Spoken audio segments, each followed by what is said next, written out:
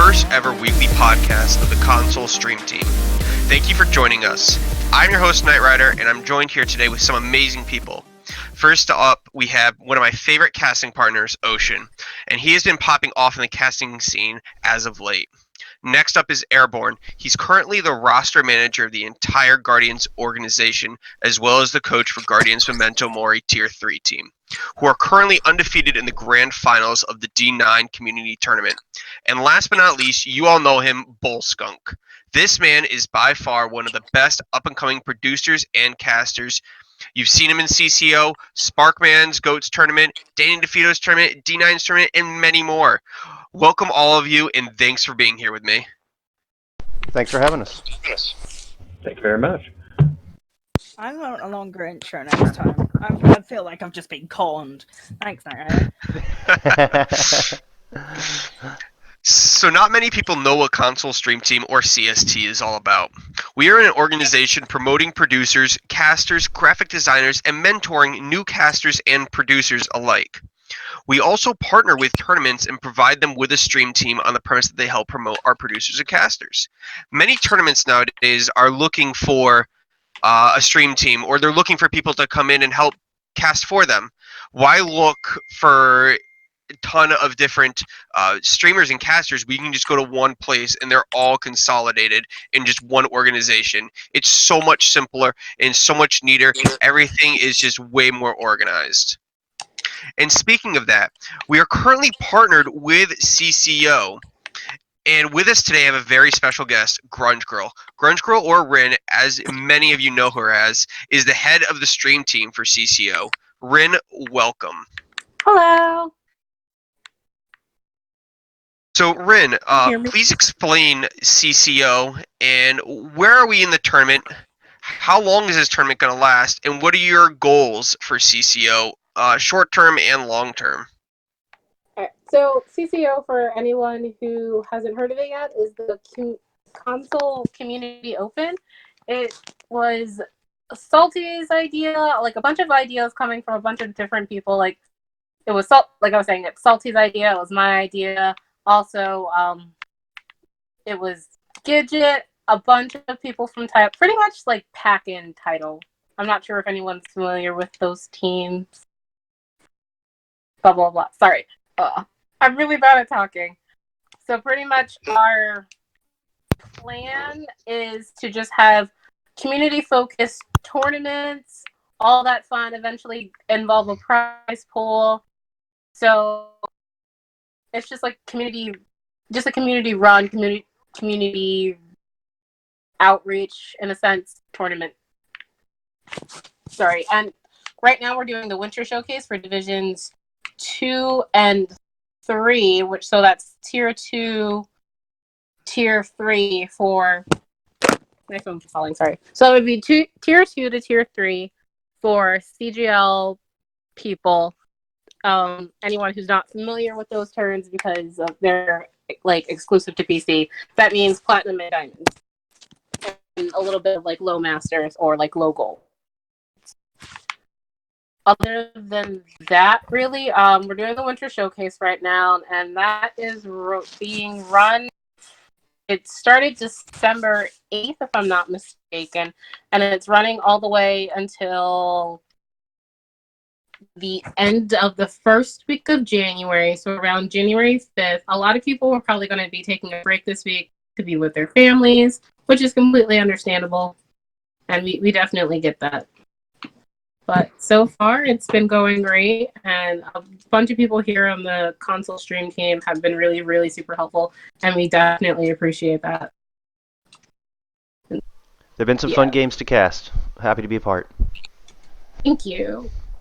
So, Rin, I have a question for you. Other than CCO, so what sort of projects do you enjoy working on in just your own personal time? So I am... Personally, I'm very busy. I like being busy pretty much. I currently, I'm out of work, but I'm going back to school right now, and I'm going to be, learning how to pretty much teach how to speak, in a sense.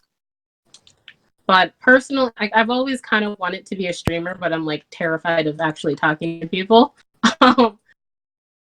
So that's the big thing that I'm going to be working on. I do have my own stream channel. I'm on Twitch. I'm trying to get better, but hopefully one day I'll get there.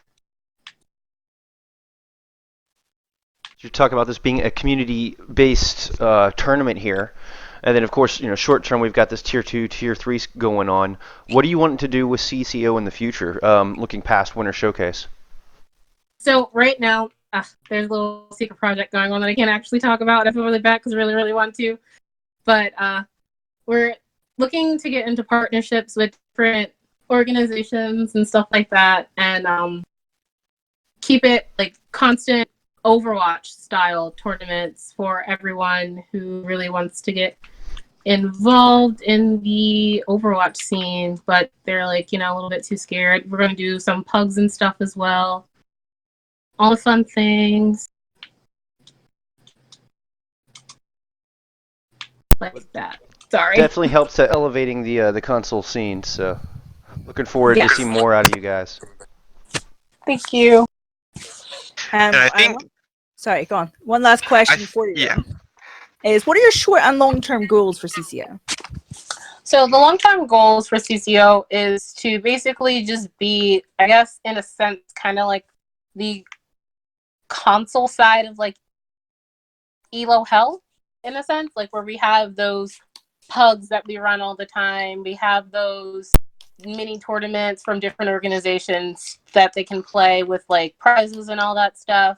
Just in a sense, just literally community-based tournaments all the time, prize pools all the time, pugs all the time. Just a really engaging, friendly environment, and just a bunch of just fun. Well, it's funny you mentioned Elo Hell. I do see them doing a lot to kind of bridge that gap between, what we see on Twitch and contenders and in professional league, and open division and people just playing the game and trying to get in. And I could see CCO and doing a lot to kind of help bridge that gap between the console and the open division. Yes, that is kind of pretty much what we're trying to do here as well. That's definitely cool. I mean, it's something interesting to have a community-based tournament that's based on the community for the community. And thanks for joining us. It's been an absolute pleasure. Hopefully, people watching learn a bit more about the CCO, and will hopefully join and feel a bit more comfortable going into that sort of community-based tournament. Thank you. Thanks again, Ren. And like I said before, our main focus is helping promote our streamers, our casters, everything and above. And CCO and CST both share those values to the highest level. We've been clicking on all cylinders for both organizations, and I think this has been an amazing fit. And hope to continue this relationship with CCO. And once again, Rin, thank you for joining us. And moving forward, so CST, as I've said, we are all about promoting our streamers and everything like that. We even help get our graphic designers work, and this is paid work. Not everything we do is paid. We do get, the commissions here and there for some logos or overlays. And one of our greatest folks for overlays is Bullskunk himself. He is an overlay master. He even has a video out on how to work and help design overlays and that sort of thing. Yeah, my first video is really just implementing the overlays into Streamlabs OBS. I'm hoping to elaborate and get more of those tutorial type videos out. If that's something the community wants, we could definitely do one on how I approach designing the overlays themselves. That's definitely been an idea I'm toying with. I appreciate the compliment. I have a lot of fun doing them. Of course. Ocean, can you tell us anything about the mentorship? You and Bullskunk are actually both the stream team lead heads of the organization. Can you talk about that at all? Right, so me and Bullskunk have both been casting our fair share. Bullskunk, I believe you've been casting since April. Sounds right, yep. I've been casting for just under 2 years. So I've been trying to use my experience to help other console casters, especially in the console scene, learn how to pace themselves a bit better, how to help themselves mentally. Because obviously, when you start, it's obviously a big difficulty getting to that skill level you're really comfortable at. And I think helping people through that and giving them mentorship on how to improve and to keep their emotions really, really stable while casting, because casting's not easy. You're occasionally not gonna get the nicest things said to you in chat. There's just gonna be a couple things going wrong. But I mean, once it works out for you, you know, the community's so positive. And once you start focusing on that positivity, it's a lot. Like, it's so beneficial. It is fantastic. So that's sort of our goal. We're going to try and help streamers get to that level that they want to be at and just have more fun casting. Well, and I think that's one of the beauties of this console stream team is not only providing a resource for tournaments to have professional level production and to really elevate their game, but for new people that want to get into design, that want to get in production, that want to get into casting, have a place that they can turn to, and love the idea of helping out new people. I mean, Freddie is one of our newest additions. Freddie Falls just cast a couple games recently for his first time, that I believe, and it's really exciting to see this up and coming talent. And please, we're open to DMs if you have any questions. Yeah, I think it's just one of the best aspects of this team, and I'm really excited to be a part of it. Yeah, it's definitely great. It's fantastic. If you have any questions about console Overwatch or even just casting in general on any sort of game, you can DM us on Twitter. Mine is at OceanCastGG. I'm at Bullskunk as well on Twitter, and feel free to hit me up on Discord as well. And my only comment on the matter is I'm actually one of the I'm Airborne G2, by the way. I haven't really been talking too much. I kind of just sat here quietly during the interview. I'm actually one of the new streamers that was picked up by the console stream team, and I'm honestly learning with Bullskunk and Ocean and Knight Rider really how to cast well and work on what I got. Yeah. We're all just trying to do the same thing. I mean, that's it's very flattering to be regarded as one of the stronger casters, and it means a lot. But I mean, we definitely have room to grow and improve, and I'm looking forward to us all just growing together and elevating the whole scene. We're trying to get new resources in to aid in that and to help us learn and to help us just get better and better. Absolutely. I'm even a fairly new caster myself. I just started last February, and every day I feel like I'm always learning something new. I wish I could produce as well as some of the people out there, but you always just, for a tip of advice for some of these, from the new people out there who are trying to get into casting and stuff like that, if you want to, please hit us up. We will do our best to help teach you everything like that, the tricks of the trade, as you will. Or if you know there's just always something to learn. Yeah, or if you know somebody. Yeah, absolutely. Yeah. I got referred. I started off, many people probably don't know this, but I started off casting Elo Help Hugs just because it sounded fun. I mean, my SR is not super high. If you've seen my daytime streams, you probably know.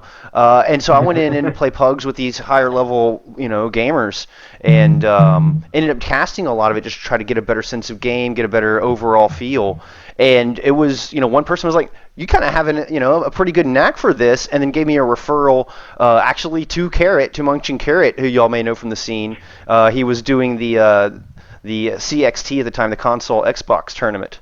And that was how I got into it at all. And it was just by the referral of a friend, and that paved the way to get tons of practice. And that's really, if there's one piece of advice I could give, it's just practice. Just keep doing it, and whatever facet you can. We're blessed to have so many tournaments and so many opportunities to cast right now. And by all means, please just jump on it and do it. Just get out there and do it if it's something you're interested in. I mean, most important advice is have fun with it. If you're not having fun, oh sure, yeah, agreed. Oh, absolutely. I mean, that kind of comes up to a. Sorry, I didn't mean to cut you off there, Airborne. It kind of reminds me of just another point, just in general across Overwatch.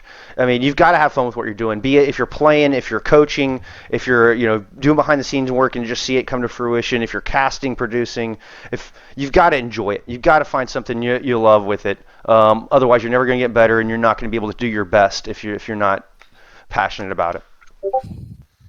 Anyway, end rant on that. Sorry, that's been an issue I've seen earlier this week, so I just wanted to put that out there for the community. have fun with it. Absolutely have fun with it. Speaking of having fun, the community has had its fair share of fun recently. We've had a couple of tournaments closing up, a couple of tournaments starting. Let's talk about quickly the D9 tournament Tier 4 finals. This is the big talking point, though. Everyone wants to hear us talk about it. Oh, I mean, just a heck of a tournament overall. D9, general and specific, putting on a heck of a tournament. And yeah, those finals, man, it culminated into one amazing clash of the Titans there between Kinetics and Allium. Kinetics, of course, coming away with the 3-1 victory, winning their 5th championship in a row. Like, oh my goodness, guys, what unprecedented level of dominance coming out of this team. I mean, they're certainly the Tier 4 team to watch going into 2020. I hear they're playing Tier 5 next season. That in CGL, I think that's definitely something we all expected. I mean, how is this team so good? They won 5 tournaments on the binds. Like, that's ridiculous. 5. I've never won one. Actually, I have won one. Just a quick flex, just to throw it in there. Yeah, but wow, what a game we had. Yeah, that was honestly. That was phenomenal. Well, I was going to say, I watched the Tier 4 tournament, the Tier 4 Grand Finals from my work, actually. I was watching you and Ocean cast it, and there was times where I probably wasn't doing work because I was engrossed in the action. We actually have the Tier 2 finals and Tier 3 finals coming up shortly for the D9 tournament as well. Correct. Yeah. We have not concluded that tournament entirely. Let's see, I've got the brackets here in front of me. Let's go ahead and pull it up. I know for our Tier 2 finals matchup, we are going to get Illusion versus Hateful 88s. So that's going to be a rematch of the winners bracket semifinals. Hateful 88s taking that one 3-0. So Illusion came back, was able to win their match against Guardians handedly, and move on to get that rematch against Hateful 88s, looking for some revenge here going into the Tier 2 finals. Fun fact, actually, is both of the finals have been from winners semifinals rematches. Indeed. That is a fun fact. And we are getting the same thing in Tier 3, funny enough. Before we leave the Tier 2 bracket, though, I wanted to note that division has been so competitive. Not a single team went undefeated through group stages in Tier 2. I mean, that seems to really be anybody's game. Seems like any day of the week, one team had another team's number. A lot of 3 and 2s, especially early in the playoff bracket. So that Tier 2 scene has been super competitive. But yeah, moving on to Tier 3. I'm sorry, go ahead, Ocean. Yeah. I think one thing that's been really interesting about the D9 tournament is the hero bans. I mean, we saw some really interesting hero bans, especially in Tier 3 and, of course, in that Tier 4 finals. Should we talk about the Tier 3, or do we want to talk about the Tier 4 finals and how Kinetic specifically were using? I think we got to talk about that Tier 4. It's something I noticed in watching their VOD reviews, but Kinetic's actually using their protects as red herrings, only occasionally, and I won't give away the secrets there, although, I mean, we're not going into another Protect Ban tournament that I know of anytime soon, but nevertheless, I don't want to give away all of Headrammer's secrets, but yes, they did throw up a couple protects just to throw off their opposition, and I thought that was such a clever way to use that. Just phenomenal.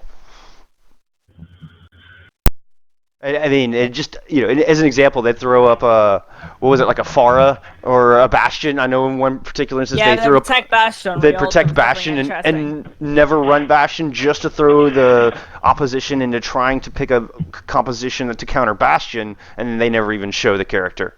So I mean, just threw us off with the Sombra Protect as well. Indeed, threw us off as casters. Absolutely did. So great head games and great use of that Protect Ban. That was such a cool wrinkle in that tournament. It was a lot of fun to cast that and to see how teams utilize that. We saw some teams specifically target other players. You had players like Alpha Shot Adam from Allium, who's known for his Doomfist play. We saw that one banned if they weren't protecting it early on in the tournament. We saw Skate Action banned off of his Moira hero, and they were forced to completely change their roster once that ban came through. Taking Skate Action out for that map. So it was really interesting to see how a lot of these teams utilized it, and I'm anxious to see if we get more of this type of tournament in the future. Yeah, with W. Actually, I think having tournaments with some sort of like stipulations or like just kind of changing it up really spices up a tournament in general and gives it its own little flair on the take that is Overwatch. Now, we are an organization that does casting and streaming, but Overwatch is our main focus point. That's where we get most of our views from. Most of our casting is done there. But we do other tournaments. We are trying to set up a few other ones here in the future, putting some feelers out here and there. We do have some leads in the works, as it will. But moving forward, speaking of having fun, we currently have the winter event taking place on Overwatch right now. I believe it is on Tuesday. It'll be going into its final week, and currently we've had Ugly Six and Holly Moira. So those have been some fun skins. Yes, we get the Mercy skin next week. That's been the hottest one. Everybody loves Mercy. Even though they nerf her into the ground. Even though they nerf her into the ground. I love Mercy. Like, Mercy is such a cool character. I don't want to play Mercy. I'm already Mercy. Yeah, that's right. I'm already Mercy. Mercy. I mean, the most important question here is, which one of us is the best May Snowball Offense player? Is the best what?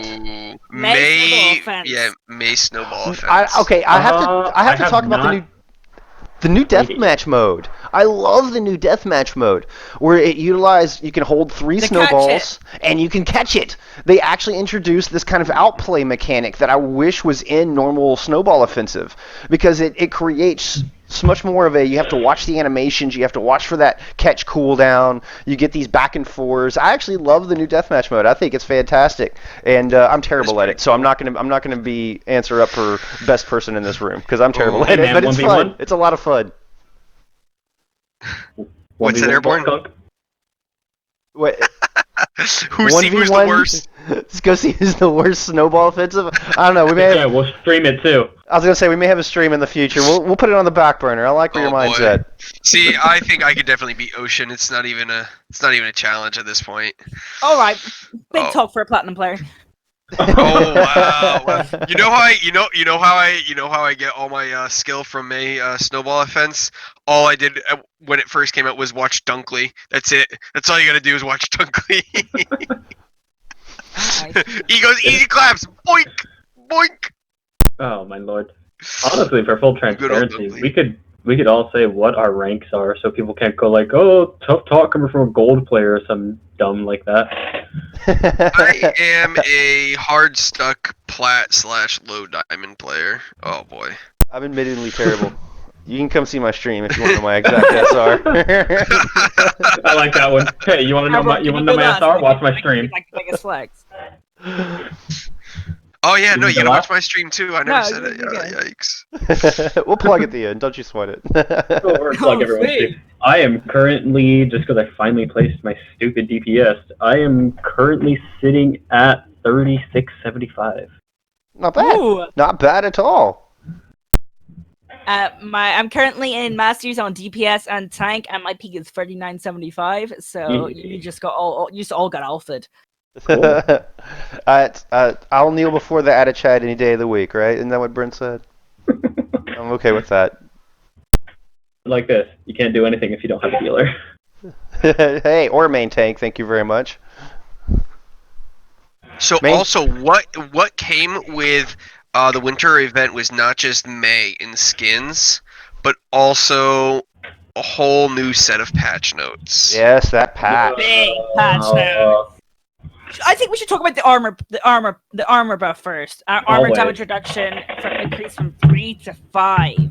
Yeah, reverting it back to where it was before the GOATS meta. And I think that is the biggest change. I think that's a bigger change than the shield nerfs, personally. Real quick, I will say this.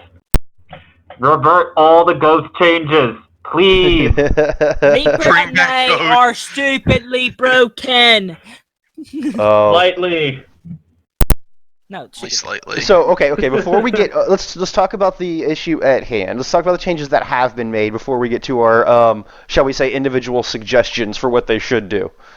But yeah, so obviously that armor revert, I think, is the strongest note of the entire patch, and it's definitely made for some interesting gameplay. I've noticed a lot more. You have to play around your supports a heck of a lot more, just in general. Very much. And of course, the double shield comp, your Orisa Sigma comp, has lost 900 total shields. An Orisa Reinhardt comp has lost 700 total shields. So, I mean, that's just a big raw number that you're just straight up missing right out of the gate at the flip of a switch. Yeah, but Orisa now is faster than, like, the average car. They didn't cheat. That didn't go live.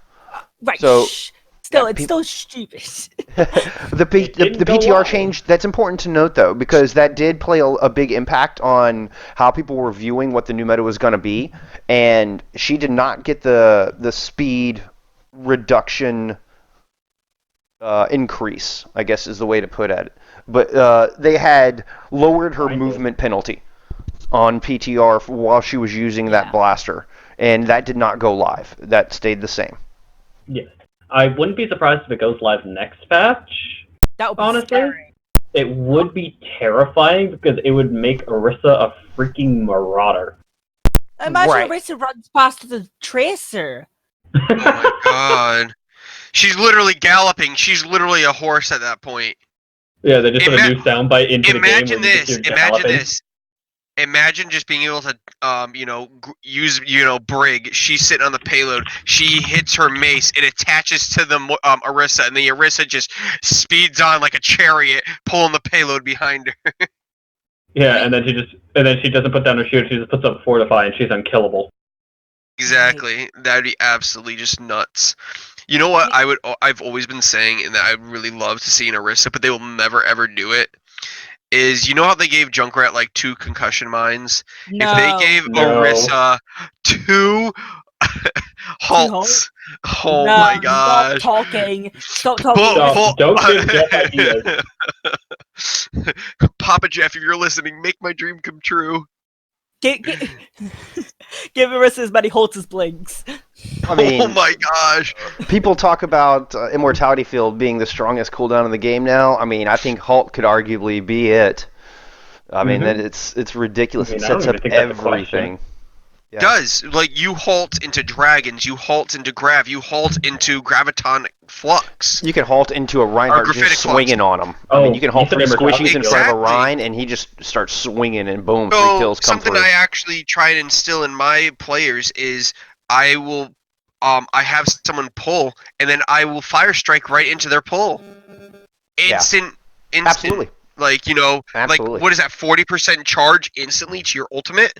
Yeah, what is it like? Easily. It's 9 per fire strike that you land, I believe. Yeah. So Something what is it? Yeah. ridiculous. So if you get 5 to 6, that's 9 times 9. You're immediately getting 45 to 54%. So It's we can nutty. also talk about how Reinhardt is legitimately forever being Lucio speed boosted, and you can no longer move him an inch. Oh, it's fantastic as a Reinhardt player. I tell you what, he is so strong right now. Oh my god. Well, speaking of that, moving over from the patch notes slightly, let's talk about the meta shift. Well, And I think that kind of plays a what part, that and means. I want to open up with an interesting angle here. How do we make D.Va viable again? Like, okay, so they tried this D.Va buff, giving her a little bit more of that defense matrix. But again, this goes back to what we're talking about with the GOATS nerfs. Gotta give her more damage. Or give her some of that range back. I mean, like one thing I was thinking is... Yeah. Matrix doesn't last long enough anymore. Like, as a person who has about 200 plus hours on D.Va, she will not be viable for quite a bit. I'm afraid that's true. I'm gonna say the exact same. I have 400 hours on D.Va. Yeah, you just got alphaed by a D.Va one trick, man. Yeah. But I don't think D.Va's gonna be viable again unless they increase. I think you only get 2 seconds of Matrix and 1.5 second cooldown. Yeah. What What if they just straight up put her back at her old health, where she has like 400 armor and 200 actual HP? It's just gonna be more of a feeder. I mean, revert her distance on her DM back up to at least 12.5. Meet it halfway in What the were middle. we talking about the other day? Where I said I 12.5 wanted like Matrix 30 would be very meters? good. 30 meters of DM? Yeah, you were saying 30. Boy. But no, because obviously it went from 15 to 10 during the GOATS nerf. I think 12. I think revert that. That was the stupidest change. Like there used to be spots. Well, they basically just got mad that Zaryas weren't good enough not to shoot their grav directly into a D.Va's face. Well, and here's why I start... I was gonna say I opened up talking about D.Va because she seems to be the counter to all the DPS that are strong right now. You know, so what are we seeing in this meta? We're seeing a lot of Hanzo. I mean, you're still seeing Reaper. You're still seeing Mei, and you're still seeing Bastion. You're still seeing Bastion in some of these Don't forget about comps. Junkrat because Junkrat just spams damage. Farah. Yeah. Farah too. Yeah. Oh, Yeah, we've seen all Junkrat much- put to a lot of great success in the projectiles. past week. Basically, spam is going to be the crux of this meta. And you will very quickly learn that I have a perpetual hatred for the character of Hanzo. I mean, Hanzo is Okay. been super strong for some time now. I mean, they took away one of his storm arrows and it didn't seem to make much of a difference on the character. Not even a little bit. No, and a lot of people, I always hear Hanzo's not that great, Hanzo's not this, Hanzo's not That's that. not I'm just like, true. that is very much not true. Honestly, you either need to take away some of Hanzo's mobility, or you take away some of his damage. Because didn't they just nerf Widow movement ability, so she wouldn't be able to carry as hard? Yeah, it's 2 seconds, but they legitimately put in patch notes. We nerfed her movement because we wanted to take away some of Widow's ability to carry. So why does Hanzo have just as much damage, but legitimately triple the movement? Yeah. Oh yeah, that lunge is so powerful. Yeah, it's underrated. But back to the topic, D.Va. I really. Because I think she could be an answer to all of this.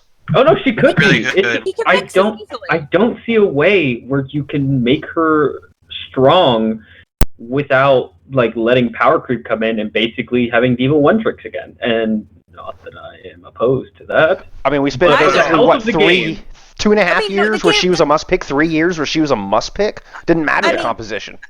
I mean, to be fair though, the game was really stable throughout that period. For the most when part. D.Va And I was mean, viable.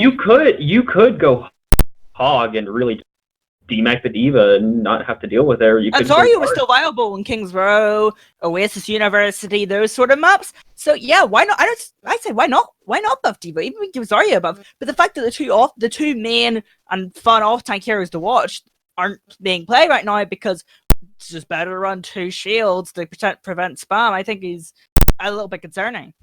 We have seen a So little bit of a rise what I in think that they Zarya. should not have done is I think they should have nerfed Orisa a little bit, and then Ryan not so much. If they had done that, that would have kind of tilted it a little bit more. Because right now all anybody does is just double shield. Oh yeah, And it's just so viable. And D.Va needs to have a shorter cooldown on her boost. She needs to be able to do more damage, have Not too more short, health. not shorter. No, not feel too like much more shorter. armor- Not too much shorter. If you were to take a second off of her boost cooldown, I think that'd be significant enough where she can. Because right now, if you're D.Va, Reinhardt's you faster. never boost in a team, just like a Reinhardt never is supposed to charge into a team. But with a D.Va, you can chase down those low targets, yeah. and you I can think- make it safely back out again. I mean, It's a huge thing. yeah, D.Va. I think just slight buffs to her kit would make her a much better hero. What about I don't Absolutely. hardcore suggested- buff everything, but maybe just reverting some of the ghost changes and like the range? Yes. And maybe an extra half a second on Matrix. I think little tiny buffs to everything on her kit, tiny buffs to everything on her kit would make her a little Absolutely bit more viable. agree. Or they could do what they did with Doomfist a while back, make him ridiculously strong and then slowly tap him back. Yeah, see, I think they're doing the opposite approach to D.Va because they did give her a buff to her DM this last patch, right? It uses They're less so, like, cooldown Not even per second. noticeable. Yeah, it is barely It's- noticeable. I think it is actually quite noticeable. I think she's a lot better than she was. I think before this patch, she was probably the second worst character in the game after Zen. Obviously, Zen's a lot stronger now, and she's looking she's actually a bit more playable. Like you can play her and win a game instead of Well, just they didn't make any instantly changes losing. to Zen, honestly. They just kind of, the meta shifted where Zen Yeah. became. Well, and little bit that's the other crutch. There's the whole other giant elephant in the room, which has kind of made D.Va almost irrelevant, is Baptiste. Oh, True. yeah. You can't eat that heal. I don't think. Can you? No, you can. You can. But yet he's literally shitting at the floor. No, It's you very can eat the ridiculous heals. to I'm do. thinking you should be able to eat Immortality Field. I would love that. I would Yes. love that. That'd be amazing. Seriously, Yo, why not? Gosh. Yo. Imagine Why not? like you grab it. No, imagine like you're about to Hanzo Dragon with the hole, and that man's about to chuck his immortality field, and you just eat it. And you're holding a DM over the flock of people, and you eat the immortality field. Absolutely. You just Suddenly, gotta, Diva's you just gotta viable. weird out and just yell, "Just eat it." Yeah, Oh. But you can, What if you I can think eat really blizzards. should happen Why is not? that you should be able to eat any projectile as Deva I or as kind of Sigma. agree. Like, I don't know about it's- Sigma. I think certain ones, like I think eating 'Cause a if eating you a essentially- eating a Junkrat mine makes sense. Eating a hog hook does not. No, Yeah, no, they already fixed that's that, not a thankfully. projectile, really. I mean, yes, you're throwing it, but at the same time, I don't think that should It's a be CC. at all. It's CC. Yeah. I just think Diva should Yeah. be able to eat other characters. There is a custom. I'll send you it. I'll send you it after the stream. I've seen I'll send you it. it after this. Yeah, It's you can hilarious. literally eat the other team. It's But like Shang first- Tsung, she just starts blinking I think- around like Tracer. But the thing is that I see is, I look at this and I'm just like, you really can't do too much more for Sigma because his utility already outweighs Deva. If you basically make gravitic flux, shoot. If you basically make his ability where he can eat any projectile at any moment of any time, he just becomes a better version of Deva because Deva doesn't get shields from that at all. So it's really just like, oh, why play Deva It's when you true. can play Sigma? Oh, see, And what That then they is you should get true. your do shield and more is damage. Take away Sigma's 8 abilities in the kill feed, so Diva players feel a bit more happy about it. I mean, I would say maybe just leave Sigma's E where it is, and maybe buff defense matrix just a little bit, where it's just like, yeah, you can go Sigma, but if you really want to hardcore shut down the opposition, you can play Deva. I still feel say like- Baptiste is the one anchoring up the whole meta, and you make Yeah, the change definitely. to him, and it has a ripple effect across the entire tide. I Oh mean, no, Baptiste is easily the strongest healer in the entire game right now. It's not even. A it's question. immortality field. I mean, that's why bother trying to eat a Hanzo arrow? You just throw it on immortality field, or try to eat dragons, or try to eat one of these difficult ultimates, eat Blizzard, or Graviton Surge, when you can just throw it on immortality field. You don't have much outplay there. You have to make sure you hide it or try to get into an area where it won't get killed, but that's about all you have to think of. You're not trying to time your cooldown to perfectly match when somebody else is going to ult, which turns into this great feels-good skill play. Baptiste, you're just like, cooldown, boom, here comes Lamp. I mean, another thing to know is Baptiste is more damage than Soldier, man. Come on. Not counting Helix Yeah. rockets. Not counting Helix rockets, but yes. Not counting, but just straight damage. If you have a 1v1 minus Helix rocket, Baptiste will kill a soldier if you hit your shots. That also That's doesn't so take silly. it doesn't take Ant Matrix into effect either. So I don't know. No, he can Or one-shot a soldier. retimbers. Yeah. Yeah, and Matrix, you one-shot a soldier. It's not even. Ooh, what are the numbers on Regen Field versus the heal station? I don't think I've ever actually. Why are we comparing Baptiste to soldier? Are we just saying Baptiste is just Healy soldier? He I is wanna just check Healy all- Soldier with an He immortality is just field. Healy Soldier. I mean, another thing is Soldier 76. If we talk about him, his ultimate cost is actually his joint highest in the game. Really? As far as it takes the longest? It takes the longest. You need the most damage to get it. If you don't know how ultimates work, you gain 5 charge or 5 cost every second, and you get 1 cost for every damage you do, and each ultimate costs different amounts. Soldier 76's ultimate, which is Tactical Visor, actually costs a Aimbot. ridiculous amount. Yeah, it costs a ridiculous amount. I think it costs 2,200 ultimate cost. I don't mind it costing a lot because it really is just a. And if your main tank goes down and you don't have any counter for that, and you're just in wide open space, you're kind of screwed. It costs 2,310, which in correlation is 140 more than Sigma's ultimate. Yeah, let's say, isn't Tracers like 1700? Yeah. Actually, Tracer's is 1260. God. Oh my god. That's a little nutty. That's You can- awesome. You AMP can is literally. 1400. Who? AMP is AMP. 1400. Oh, okay. Who has the lowest cost? One thing I noticed with breakable barriers and keeping on with our meta conversation is Dive is actually making a little bit of a comeback with some success. Little bit. Little bit, do we want depending on the to? Let's map. talk about that actually. So two tanks that we have not talked about at all. Hammond and Winston. Right.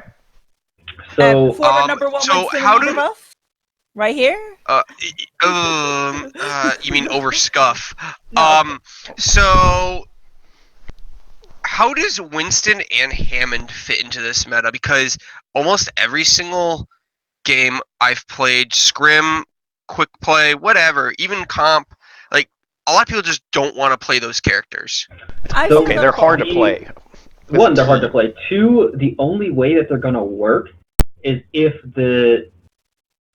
Funny enough, the only way Winston and Hammond are going to work are if the other team is either hyper-organized, which they are always grouped up, and you can basically build ult for Hammond and Winston so fast, maximize or- pile drive damage and maximize jump damage. or they're unorganized to the point where Winston could literally pick off one person at a time and decimate. There's the entire another big important caveat to that is that's if they're not running May Reaper.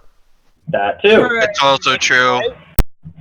Which So- two of the strongest DPS in the game, which does not help anyone. But then it's totally viable. Seriously, if they started to bring out that Hanzo pick, if they're trying to bring something, they're trying to bring Pharah even, bringing a pharmacy in, you can use dive to get onto the squishies before Pharah has an opportunity, because Pharah then loses her zoning capabilities. She doesn't have the big packs of people, and she's not able to control where they're going. Dive will just run circles around her. So it's a great counter pick, but unfortunately it means you have to counter pick it if the team is not running what's meta, which is essentially Reaper May. Yeah, it's unfortunate. I think we Really, should it just be is. able to eat the enemy May as Deva. just Just May. just eat her. Mage Just gets just sucked eat up. And Just it's one eat of those her, things where forehead. I'm looking at this like there is plenty of times that you can play the dive comm, even if they are, let's say, running a May or a Reaper. If they're running both, there is no reason you should be running dive. But if they are Correct. running one, depending on the map, you can run it. Gibraltar. It's doable. I mean, Volsky it's, Industries is a big one. Volsky Industries. I have so as That's- a personal person who has played and coached T3 and 4 now, I have told my T4 team. I'm not particularly the coach of T4. I just help them out sometimes. Yeah. But we were in a scrim on both, and we were playing mostly Rhine Zarya, which is what my org is generally known for. But just to throw off, a team wants to counter Rhine Zarya on Volskaya Industries. They're generally going to run bunker. They're going to run bunker with a bastion. They want to Yeah. decimate your shield. They don't even want to give you a chance. Now, I made the call for them to go dive. it can totally it work. worked. Yeah. It worked. Well, We Sky is tapped the point best within dive buff in the 45 seconds. game. Come back at me and say that. I think it is. I mean, watch point. Gibraltar is a pretty darn good dive map. But Volsky Industries. Bonnie is pretty. Bonnie's a great dive map Bonnie's too. pretty good, but if Yeah. you're talking specifically the high ground you're able to use around the points on Volsky Industries, it's unbelievably powerful for those tanks. And I really do think, there's been so many iterations of dive. There's been dive goats, there's been the solo support with the Zenyatta player typically playing Right, Sombra, but you're talking high mobility with two flanker DPS. I mean, the heart of dive is high mobility tanks with two flanker DPS and supports who can keep up with them. Yeah, so but traditionally that was Winston, Deva, Genji, Tracer. I mean, you can run Back Doomfist in the dive, day, you can run Wrecking Ball Black dive. support as well. Right. Support. Yeah, fair enough. Competition. Yeah. So there's been so many iterations that dive has survived for, especially on Volsky Industries, more so than Gibraltar. We saw the Winston Goats variation come out on Volskaya before any map. So Yeah. I definitely think that Volsky Industries is definitely one of those maps we can run dive on. Gibraltar, Nubani, those are the three maps that we're really talking about. Busan Downtown is another point. Legion Garden we can run on. Woo! Well, Bless you. Right. Thank you. And back to your point, Airborne, I mean, I think you can always play against your hard counter. I mean, there's always the option to counterplay. I mean, there's always the time where you played a Winston into a Reaper and you were successful, or you played a ball into a Sombra and you actually were able to avoid her and you got work done. But just that's an exception to the rule. I think on a whole, you're going to lose to that Reaper comp 99% of the time. 99% of the time, if you're not organized and you don't know how to play in that Reaper. I mean, yeah, a lot of things happen. Another thing that I wanted to really talk about was, honestly, the supports that you are able to play now, where it's not just locked hey, Moira Lucio, let's go. It's Yeah, that's not. nice. Obviously, that being the strongest healer in the game by far. Zenyatta's back. Lucio. Zen is back. Anna's back. We've seen some Anna in the past week in the various matches that we've been casting. Been enjoying seeing some Anna play. So I say, see- I Oh, openly say that I have a Mercy. question for you guys. Since you're Yeah. all higher SR than me, let me ask you this. What is your thoughts about Zen and Baptiste as your hero, as your support line? It's a strong support line right now. It's really powerful chokes. Honomura, Okay. especially. It's an extraordinary. Yeah, you can't really do that support line on more open maps simply because of the potential of a Widowmaker, Hanzo, or Spam getting to your backline so easily. But on close, like choke points, as I was saying, definitely, it's just easy. Zenyatta, Discord, The best way to Immortality. describe it is Honomura. Yeah, but like Because any I've been choke having a point for lot that of map- discussions. I've been having a lot of discussions with like people I play with and everything like that, and they are completely like, "Oh, Zen's completely useless still. What are you talking about?" I'm like, "No, I was like, The high Zen damage Baptiste is If is you have a- insane." If you have a good Zenyatta, here's the thing: those people have never played with a good Zenyatta. A good Zenyatta is absolutely terrifying. Absolutely. Have you played with Night Rider Zenyatta? It's nutty. I mean, as I was saying, That 2100 support has shown us. I keep saying that I had 200 hours on D.Va, but the reason I don't have more is because I ended up becoming a support main a couple seasons back. My main supports are Baptiste, Ana, and Zen. No, absolutely. And with the tank lineups being what they are, if you're always having a Rein or an Orisa, guess what? There's no Zarya bubble to take that away from the Rein or Orisa. Yeah. Oh yeah. If You you don't actually have that if you cleanse. break and you get discorded, there is a 99% chance you're gonna die. Well, on the other side of that is Absolutely. if you run Ryan Zarya, then you're opening up. Zen doesn't have that double shield to worry about. He can find his flanker angles. He can he can worry about discording squishies. So yeah, no, he's in a good place right now, and I think it's nice to see. Oh, and then another one that I really saw that was really well. Pharmacy is definitely so strong in the meta. Pharmacy's strong, but Mercy is a hero. Please help her. She is like Mercy is a hero too. like Mercy we as need a to- hero. Mercy has a hero Mercy by lives herself. matter. Mercy lives matter. Mercy Oh, no. is terrible right now. As an Oh individual, no! As an individual hero, you can not play her unless you are running something that she can pocket. like Widowmaker, Pharah, Widowmaker, Pharah, Hanzo, Bastion. McCree, Bastion, yeah. Hanzo and McCree as well, to an The- extent. But yeah, Yeah. you've got to have a plan. You can't just like I'm just gonna run in and heal everybody as Mercy. Like that, you got to have a No, you're specific not. objective. Yeah, it's like no, you're not. And then Wait, I mean, another she's still at the one- 50 HPS, right? They haven't even. Did they get her like to 55? Yeah, they haven't given her anything. 60 Nothing. in Valkyrie. 60 in Valkyrie. 16 Valkyrie. Right, I Still remember less that than Moira in Valkyrie. Oh my! Moira's at 65. Remember? Oh my god! Here's the thing. Think about Moira was at 80 for a while. So, if that makes you feel any better, she's now down to 65. Ugh. Yeah, but Moira So- heals one at a time. So another thing that I just really wanted to get to quick is also the DPS. I know we touched on this earlier. DPS currently are definitely a lot of the spam characters. The really only hit scan character, and I don't know if you would consider him hit scan, is Reaper. But Hanzo, Mei, Reaper, and Pharah are currently the best heroes in the meta, in my opinion. I would like to add Junkrat to that because a lot of people are like, Yeah. well, why are you gonna play Junkrat? Well, who does Junkrat counter the most? Mei. If you're having difficulties with Mei, switch to Junkrat. Forehead. He and Farah both counter her very, very well. If As you're does Mei playing, herself. Yeah, Mei counters Mei. if the other team has a hit scan in a Mei, guess what? You're not gonna really want to go Farah. One, Mei's a very talented Mei can hit scan a Farah. Yes, It is. can. Well- And for having a Mei hit scan and a regular hit scan attack you as a Farah, it's not going to end well for you. That's why Junkrat, in my opinion, is a very, very suitable substitute for Farah. But the only downside about all of these heroes is Overwatch, as the point was made, a really more skill-based game instead of more Like, obviously, there will always have to be cooperation and everything, but if you're gonna play the Hanzo, you have to hit your shots. If you miss Absolutely. your shots, you are borderline useless, especially in a double shield, meta, or a meta where Reinhardt is so strong and hard to move off. Because if he's coming toward you, you're not getting him off that beeline. Imagine missing your shots while shooting at a shield at playing Hanzo. Oh my lord!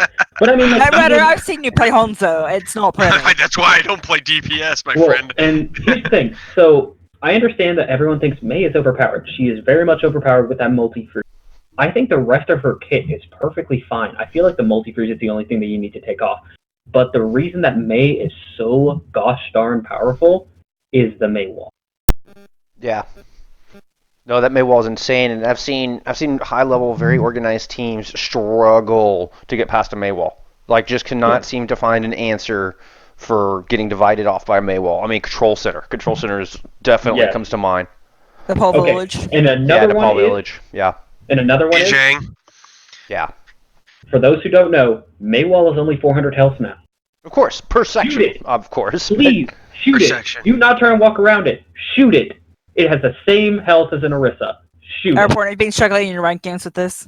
Yes. No, you know what would be nice is if you could Discord the wall. Or just eat it. Or just have TV eat it. Yeah, Oh, you yeah, just eat just- wall. This is going to be a constant thing. Just have TV, please. And then finally, obviously, Reaper is Reaper. And then Pharah is just basically put down spam damage if they're going to run bunker, destroy those shields, get as much ultimate as you can, pop barrage. There's really no change in playstyle there. And then obviously, finally, So the tank. what's the play to Reaper? How do we get Reaper kind of back in line with Reduce the life rest steal, of please. the DPS? No, reduce life steal a bit, please. To nerfing wise, I mean, just in general. I mean, is countering an answer? I mean, like I was talking about in the So beginning, is Reaper- making another character like D.Va more powerful? Is that the answer No. to Yeah, kind D.Va of push D.Va back or push Reaper back? Revert goats changes. Do not do it all the way, because here's the thing that a lot of people want to do is Reduce revert the life goats steal a changes little- to put Reaper. Well, don't put Reaper back to where he was, because he was borderline useless. Yeah, you only saw him in Nepal Village. Yeah. Control Center, and So that's it. essentially, nerf his lifesteal to a point where you have to play smart, where you can't just walk forward and press RT. Well, on the other side is this even a viable conversation? Like, is not the nature of Overwatch, and this is going to a little bit more bigger picture stuff, but it kind of seems like the heroes are either totally meta or totally useless. Yes. Like, there's And not a hopefully- whole lot of middle ground, if I'm not mistaken. Yeah, and I mean, like, you can play other heroes. Widowmaker's And I mean, middle like, grind. Ash's middle grind. I'll give you that. Ash, Tracer's a Widowmaker. little bit of middle McCree ground is right now. always going to be a counter pick because of his flashbang. Obviously, if they're going to run a Reaper, run a McCree, do something. Right, counter Doom. Yeah, Doomfist is always going to be a good hero, at least in this meta, because he ignores shields, but at the same time, since Mei is meta, it really hurts Doomfist's playability. It just seems like our paper, rock, scissors are just rotating back between the same 3 and 4 heroes at this point. More or less. A lot of the hit scan heroes have really been taken out of the meta for the past couple of patches, to be honest. Hey, the good news for all of us, and the exciting part is, I think it's still in flux. I don't think anybody really knows. I mean, it's in watching Breakable Barriers, seeing the different variety of comps coming out. Like, it doesn't seem like anybody's quite got it figured out like they did in previous patch double shield meta. So And there's good news. There's still hope for all. Yeah, There the is. last thing I have to say about this, kind of, is where obviously a lot of people thought this was going to kill double shield. It really didn't, but it did make it more difficult to play double shield. Positioning is going to be the key for every single meta pick right now, because tank lines now have to be more cautious and more essentially smart with their positioning, or else you will get killed. And that's really the last thing I have to say about that. Positioning is everything. That is the bottom line, Yeah. isn't it? I mean, it's only to tell my teammates that, but more about that later. We had a really nice meta talk. We'll probably do that in a couple of more of the podcasts to come. But that's really it for this podcast, and hopefully Knight Rider's going to take us out with some words. Absolutely. Thank you, Airborne, Bullskunk, and Ocean, even Rin, for joining us today on our first ever podcast for CST, the console stream team. You guys can find all of our personal links, all the CST links in the description below. And our amazing theme music is done by none other than DMC. And you can find his information and everything on our Twitter. We've posted them before in this description below as well. Please subscribe, stars, like, comment, share, ask us questions. If you guys have any questions or anything like that, or want any comments, you guys want more information, please do not hesitate to ask us at all. Our DMs for Twitter are always open. You guys can DM me, or if any of these guys want to give you their Discord as well, feel free. We are always open to discussion and further this talk. Until next time, I'm your host, Knight Rider, and we'll catch you later. Thank you. Thank you.